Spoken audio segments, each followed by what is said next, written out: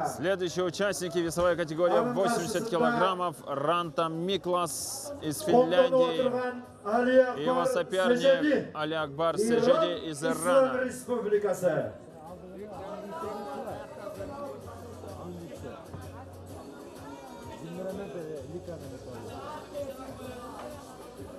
Так. Ты смотри, ты смотри.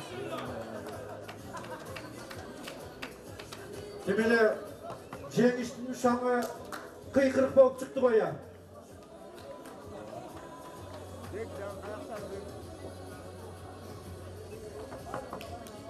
Ранта Миклас пока 80 килограммов. уступает своему сопернику.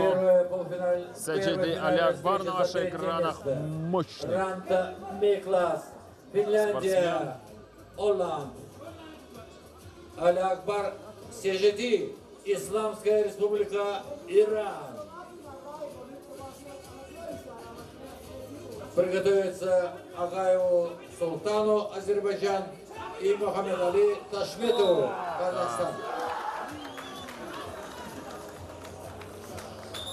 The winner is Ali Akbar Sejedi, İran. Jengücü Ali Akbar Sejedi, İran İslam Respublikası.